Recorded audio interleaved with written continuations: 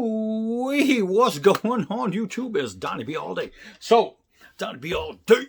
So, here's the deal, guys. I just got a package from Arizona Bladesman that I'm pretty stoked about. Even though I have something I have to do to receive this package, he added some stuff that I didn't think he was going to add. There is a Chinese fighting chain right here.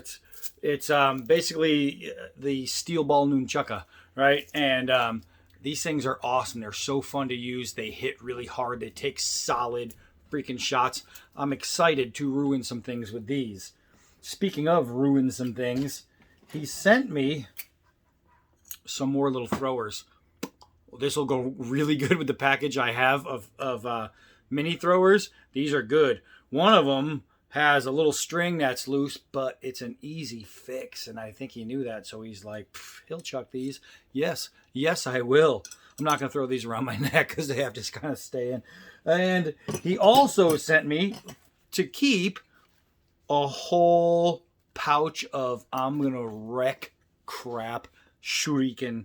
Some more Chinese stars, man. There's like 4 of them. And I am stoked because you know how much I love throwing these. And these are actually really nicely weighted. So it's going to be much fun. These will be broken out on probably the next contest. You know how that works. The next giveaway is going to have some Arizona Bladesman Chinese stars going to work. So what else did he send me that I could keep? And then I'll show you the stuff that I can't keep. I'll show you the work. So he sends me... No, really, he sent this to me. This thing is crazy. It's a decorative cleaver. Look at this, man. It's like a Japanese dragon, almost with like an animal's body. It's like a big cat body with a Japanese dragon head. That's pretty sick. That is pretty sick. I'm digging this.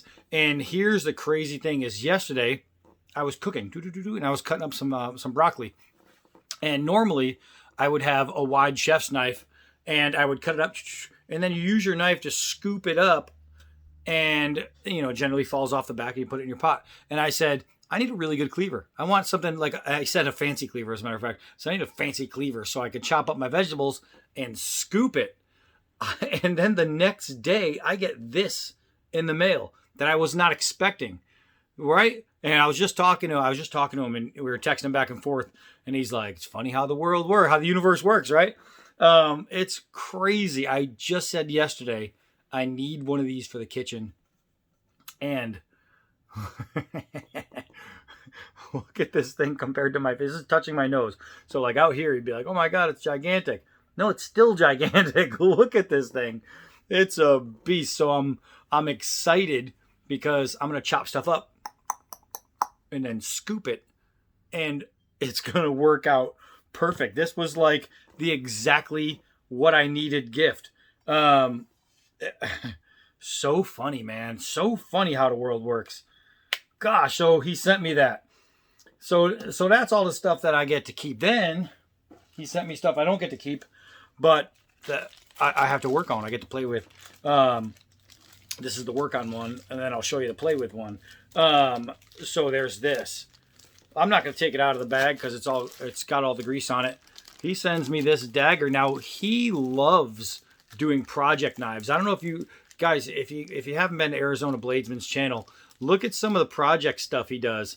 He'll go to like I think it's called Cult of Athena where he gets it, and he gets these knives that are not completed, right? They need a handle done, and he'll do all the handle work himself, and he'll put them together and do this and that. But a lot of them come without edge. So I said, hey, do you want it double edged? Because I didn't know if he wanted a single edge, which you gotta have a double edge. And his response was, oh yeah, I forgot I sent that. So definitely he wants a double edge. So this thing is going to be once bitten, twice shy once it's all done. You know that, Paul Myers. And so I'm going to have to throw an edge, and I might do that today. That might be part of what this video is showing you how I'm just going to go through the process of putting an edge on this sweet dagger. And it is spring steel. I can bend it, it comes right back. So I do like that. I think that's cool. So now here's the deal. He's reached out to me a couple times asking me to do a design. And he's good about how he does it because he already gives me basically what he wants. He says, like, he did a pencil drawing of this one, and he told me right away, okay, it's not the best drawing, you know, it wasn't drawn to scale, but he gave me a base and said, can you turn this into his vision? And that way he could send it to Kukri House in Nepal, KHHI Nepal, and have it made. So I was like, I could design it. So I designed it, and I kind of turned up the design a little bit and just made it work. But like the handle pattern was something that he penciled in on his sketch. You know what I mean? And obviously it was he didn't line it up and do everything, but he did just enough to where I knew exactly where he was going. So he wanted, let me first show you this water buffalo hide. Oh my gosh. You know what's funny is they used water buffalo over wood. And when I first did my preacher video, I think it was, I called it goat skin. I'm like, yeah, it's goat skin. And so then Scab orders over at Choir Boys with the Z, Choir Boys Color, Scab orders D-Bad Preacher, comes with the sheath. And because he listened to this dumbass, Scab goes, yeah, it's goat. And then I found out later that it was water buffalo. So I was like, ooh, sorry, it's water buffalo. My bad. I totally screwed Scab up. So if you're watching his video and you go, wait, that's not goat. It's not Scab's fault. That's my fault. But that's what it is, water buffalo. And it's really freaking nice. It's such a soft leather. This is awesome stuff. So this is the Dirk that he wanted. But this is a Dirk that's better than all those Cult of Athena stuff. First, I'm going to show you this. Oh, yeah. 7 millimeters thick. This thing is thick. Thick and strong. For a Dirk, this is awesome. Now, you can see some of the scalloping here, right? That was something that was needed. You can see the one-piece construction, right? It is just needed. You can see the rosewood handles. So now let's get into it. This thing came out amazing. I want one. It is freaking awesome. It's heavy, man. It feels like a gladius in the hand. That's what this feels like. It feels like a Roman short sword or a Greek short sword or a Gaelic short sword. They all have that same feel to it. And, well, it's a dirk, so it would be like a Scottish short sword.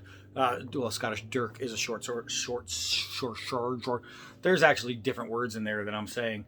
But so you can see when he sent me his design, I was like, oh yeah, we could do that. So this is how it came out, man.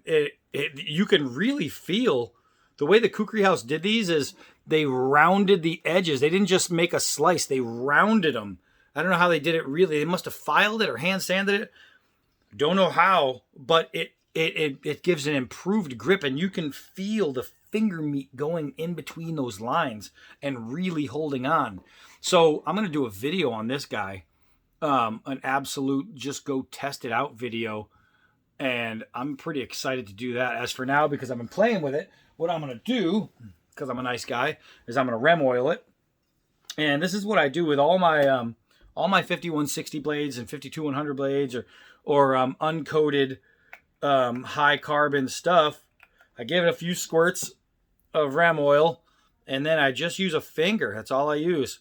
And I just spread the oil around the steel, and I make sure it's fully coated. Now, this thing is by the Kukri House, so it came sharp, so I have to be careful on the edge. Otherwise, I end up with, like, those. So that's what I'm doing. I'm just going to coat this. I love the etchings in the blade. It's just, when I drew it in there, it looked cool on paper. When they made it, it looked cool on steel. So that's what it looks like, right? That's what I do with all my blades. I have that little flap of skin right there, and I keep catching it on like the little groove right here. So now I'm not hitting the edge when I jack my hand back. I'm actually just hitting that skin, and it's like, man, he's bending my finger. All right, so now I'm just going to do the other side.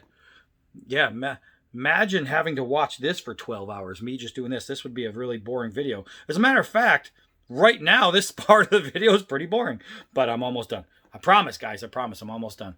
So here we go. I have the edge and the base fully done. So now I can stick it in the sheath and not worry about oxidizing, because it is good. And he is in Arizona, so he didn't have to worry about that. But here we have a ton of humidity. So I wanted to make sure his blade was protected. He sent me the wrapper, and I'm going to show you real quick. This is the bio of the guy who actually made his blade. They really go all out. They let you know exactly what's going on with the guy who makes your blade, man. So this is the guy, Kumar Rasali. He hand forged that blade. Guy did a great job. I mean, great job. All right, so this is what we're gonna do for today, since I have so much here to get through. This is so cool, man. that's good for the Harley when somebody cuts you off. So we are gonna go down and do a little work on this guy right now. So hold on. All right, so I guess I'm gonna have to take it out of the package after all. I didn't think about that, did I? We're gonna go this way out of the package. That's pretty, man. That's pretty. This is a really nice blade. It has some words right here. I don't know what it says, but we're not concerned with that. We're just concerned with this. So let's prep this guy right here. Turning all by itself. And I got my router behind it. All right, so let's put an edge on this guy. What I'm going to do is I'm going to go right before, actually I might go all the way through because he's putting a full handle on it. So what I want to do is just start my grind. I got to go perfectly even. And I can't, there's not enough material here to hold on to, so I'm just going to use the stick, the tail, and put my fingers against it.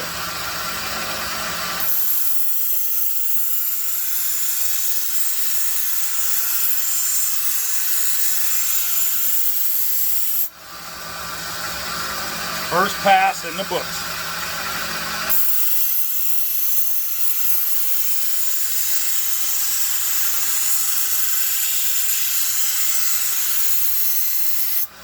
Now the key is to hold it perfectly even. You can see, look at that. Look at that already. Right there. You want to hold it perfectly straight the entire time because you don't want to jack it up.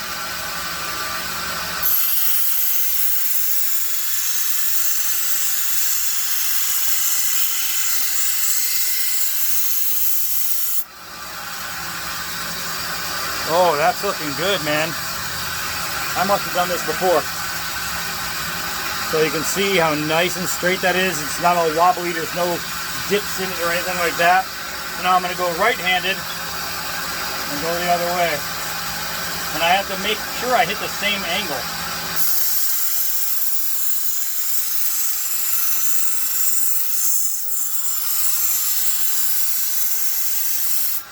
Now you always want to be careful when you're using a grinder not to overheat, so I'll take time in between passes, give it a little wipe down, make sure if I'm doing some serious grinding, not just edge work, then I always keep water next to me so I can hit it and dip it.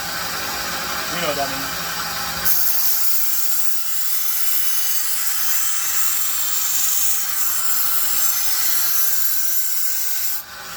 Not sure how that looked on video, but I think I just elbowed you guys. Move it right over here a little bit.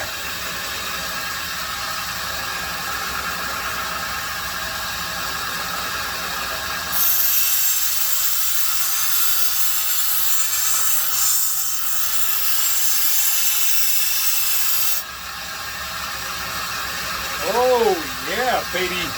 One more time.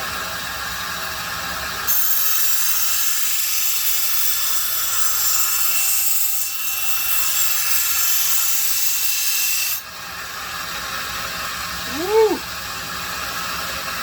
So now you can see how big it is on that side, how deep it is. Same on that side. What I'm doing is I'm taking off a bunch. Then I'm going to go to a finer belt and go over that. Then I'm going to go through by hand and do it some more. So this is just to get it to a nice edge.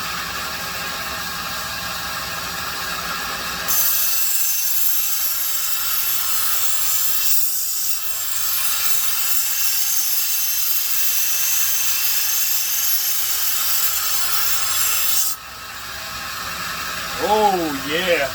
He's gonna have a knife pretty soon.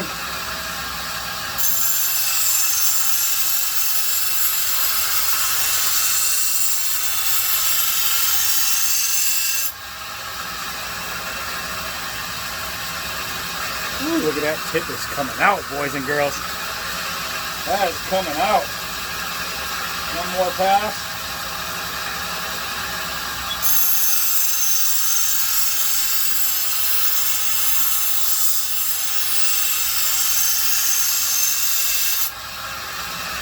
That's nice. That is nice.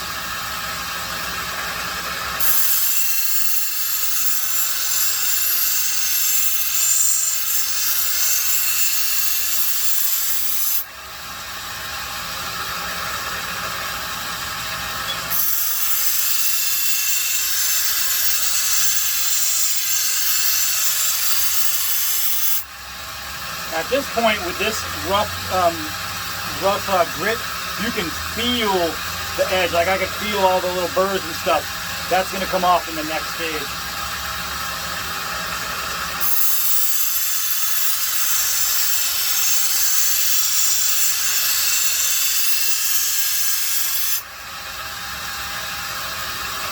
That looks good. So final pass on this side.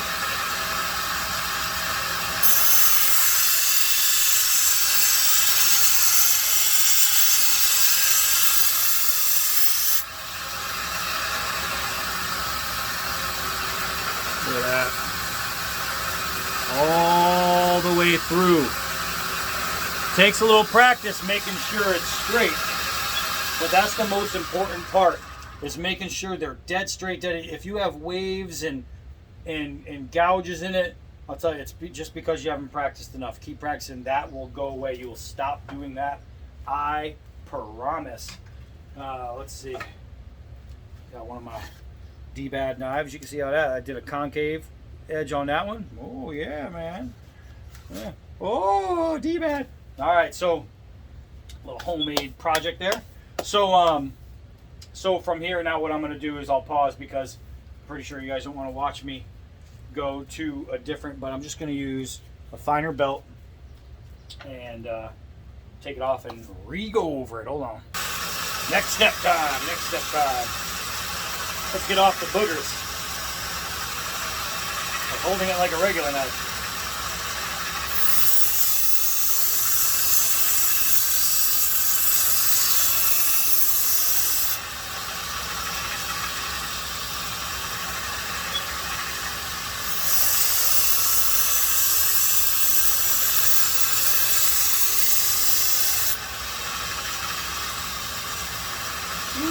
Now, I don't know if you'll be able to tell, but this gritty side, you can see how rough it is. Now see how smooth that is? See the difference? That's what we're doing. We're going from rough to smooth.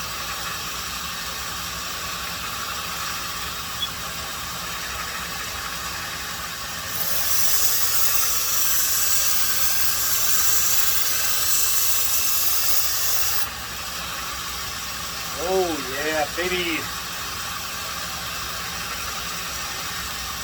All right, that's looking good.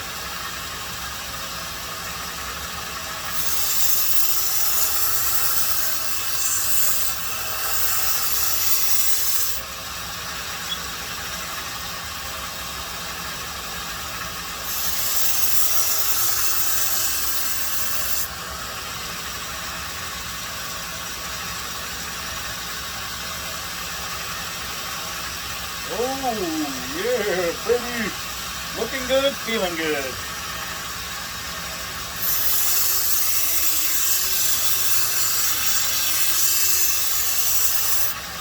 Now, this is one of those knives. This is a dagger where it's more presentation than anything, but this thing, we're going to use the term self-defense. This is something that you'd be able to keep in your house on them dark days somebody comes in. That's what this is for. This isn't going to be your chopping down a tree blade, stabbing through cinder blocks. No siree.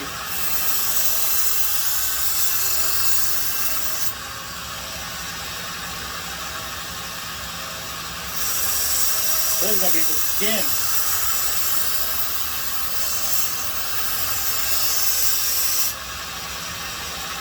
Oh, wow, that feels so much nicer.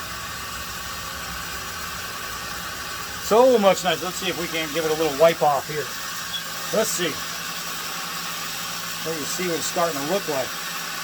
For real.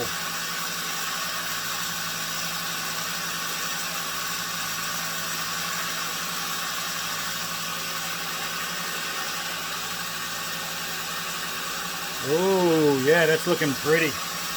That is looking pretty.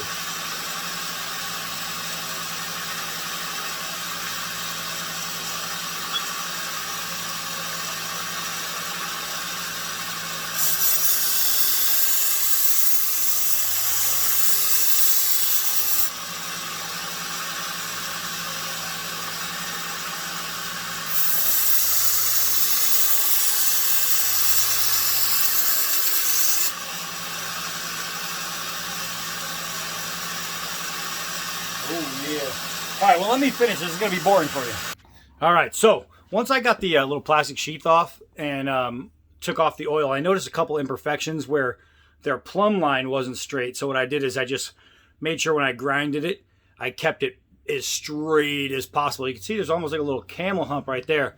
I didn't notice that at first where it had more material on this side. Not material as in like edge, but it was like it was slightly rounded. It had kind of a little hook, and I noticed this is slightly, it's hard to tell, but it's slightly crooked. So it had a couple imperfections, but not too many. I mean, it's actually really good. It had some scratches up on the plumb line here, like actually for like 5 inches. It had some scratches. So what I'm gonna do is I'm gonna reach out to him and see if, rather than mirror polished like this, I was looking for something to wipe it with. Mirror polished, maybe if he wants me to sand it and give it a really nice like satin look, I think that would look really cool in this blade. But I'm going to ask him first because I noticed that there's some stuff in here and they're kind of hard to see, but I see him and it bugs me. So I'm going to ask him because if he wants it satin, I think this thing is going to take off. It's going to look really cool. So as for now, what I have left to do is do a lot of hand work on this edge, taking it down. But I'm not going to bore you guys and make you guys watch it all. Let's see if we can actually read this. Made in India. Okay, that's what it says. Yeah, it's windlass. Okay, that's what it is, the windlass blade. So, windlass blade, made in India. We get to see that. And look at that. Oh, that's my finger in there. Next to that, you get to see, look how nice and straight those lines are. Man, that's by hand. So, so that's what I'm going to do is I'm going to finish it up. I'm going to text him and say, yo, buddy, let's do this blade up. And if he wants to, then that's what I'm going to do. I'm going to take some 2000s, maybe 3000, and just make this thing satin. But that's it for that. Next video, I'm going to have to really play with this thing. And then I get to play with all the other stuff he sent me. That one comes first, though, because he sent it to me to send back. So, and this one I have to send back. So that's why these are out of the way first. So that's it for today. I am Donnie B all day. Until next knife.